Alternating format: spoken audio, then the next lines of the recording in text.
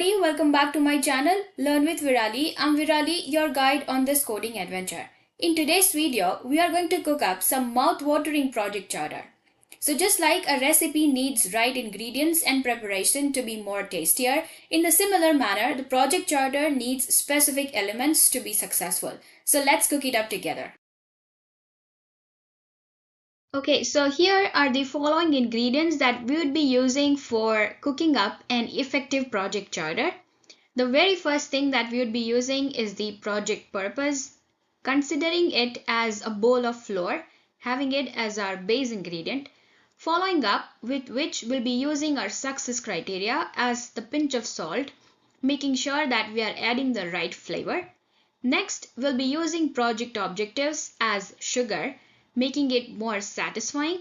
Later, we'll be adding a high protein content to our project charter or our dish, making sure that whenever we are serving a meal to anyone, we are serving it in a healthy format or we are serving it a healthy meal. Next, we'll be using the budget and the timeline, making sure that whatever amount that we are prescribing for finishing up this project is covering up an effective timeline, making sure everything is very clear and concisely presented in the project charter. Next, we'll be having our key stakeholders. So that is what is going to add the character and the flavor to our project.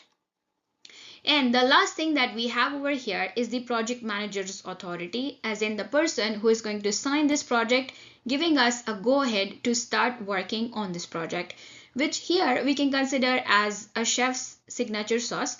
So that is what is the last thing on any dish to be more tastier. Now let us see how we can prepare an effective project charter following this entire procedure step by step. So in the first step, we would be starting with our base as in the project purpose. So like flour, it needs to be well sifted to remove any ambiguity. Please remember that any lumpy purpose leads to confusion. So you are not supposed to have your flour which is needed is going to have certain lumps, which is here what we are going to consider it as an ambiguity. So the pro tip here is to use a SMART technique in order for sifting to our purpose, wherein S stands for specific, M stands for measurable, A stands for achievable, R stands for relevant, and T stands for time bound. So we are supposed to keep in mind that we are using this SMART technique in order for preparing the correct purpose for our project. Alright, so in the second step, we are gonna now add the success criteria and the objectives. So just like salt and sugar, you need a perfect balance for making the dish more tastier. In the similar manner, you have to make sure that whenever you are preparing your project charter, the success criteria and the objectives needs to be balanced. So if you add more salt, it is gonna be too hard to consume that particular dish. So in a similar way, if your requirements or your objectives are going to be too vague, it is going to have your project lose its flavor. Or if it is going to be too specific, it is going to be very hard to digest. So make sure you have both these success criteria and the objectives balanced while you are creating your project charter, making it easier to digest for the client. So in our step number 3, we are going to talk about using the high level requirements being talked about in your project charter. So just like while you are preparing a healthy meal, you need an enough amount of protein for making it a healthy dish. So that's where similarly adding the right amount of requirements without having the scope creep in place is going to help you to make your project charter more successful. Remember, just like an overcooked veggies can ruin the entire dish, that's what we would be terming the scope creep over here. So do remember that mention those requirements which are going to be useful later on rather than going deep dive into those requirements.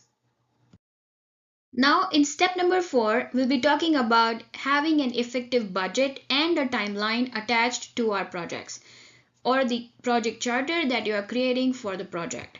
So first, we have to make sure that we are using certain binding agents in our dish. Let's say if we are preparing a burger, we need to have an effective binding agent in place for making those burger patties, making sure that they stick together and is effective enough for presenting it under a burger. So we have to make sure that the requirements are precise, it must be fresh, and also has to be reliable, making sure that if you use it in a proper proportion, it is either going to make or break your dish.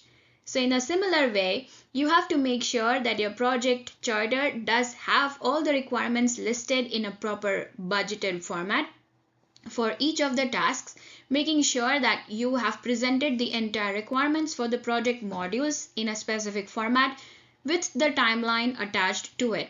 Also remember to have more binding agents with you, making sure that if the requirements are more, you can address to those requirements. Okay, so in step number 5, we'll be talking about stakeholder integration. That's where we'll be having our executive sponsor acting as a premium spice. All the team members are acting as the essential herbs, and the end users are going to be our aromatic additions. So remember, like adding the right amount of spices will make your dish more tastier and nicer to smell. In a similar way, if you are going to add it in inappropriate portions, it is going to ruin your dish. So make sure that you add those spices, as in add those requirements onto your project charters more effectively, making sure that you are not ruining your project charter. Finally, in step number 6 is something that we are going to talk about, the final step, that is the project manager's authority. Now that is going to be our secret special sauce as far as cooking a dish is concerned. So this project manager's authority is going to give the project charter a special power, just like the chef's signature sauce is going to give towards any dish that we are preparing. Okay, so now let's look at some common mistakes that can happen during the way while preparing a project charter.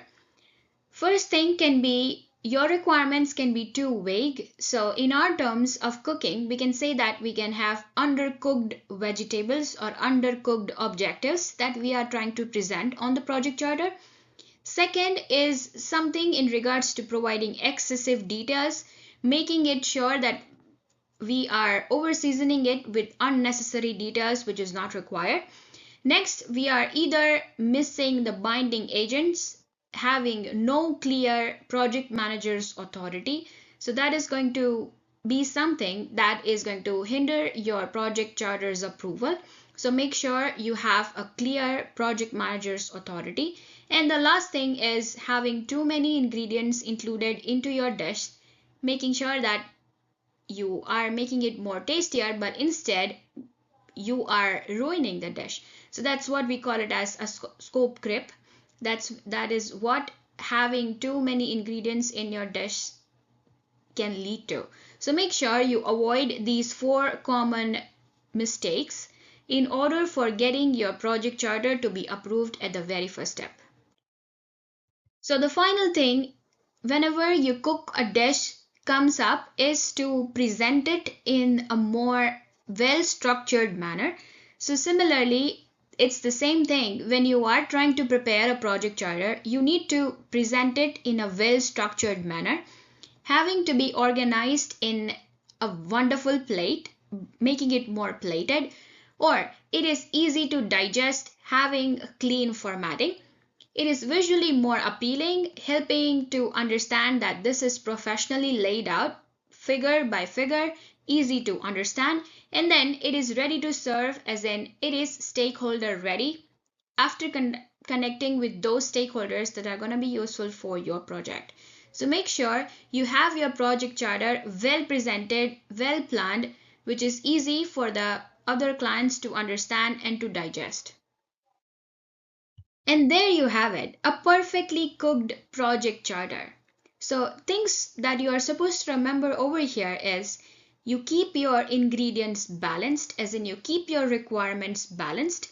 Next, you follow appropriate steps, as in follow the recipe steps. Never skip any step in the middle, or you will end up redoing it again. Or make sure you avoid the 4 mistakes that we had discussed before. So watch out for those common mistakes. And then the very last step, present it in a well structured format, or making it more visual and easy to digest for you to succeed with your project charter. So if you have enjoyed watching this video, please don't forget to like, share, comment and subscribe, as it helps out to reach more people just like you. Also, let me know in the comment section below what kind of videos you would like to see next and when's your PMP exam.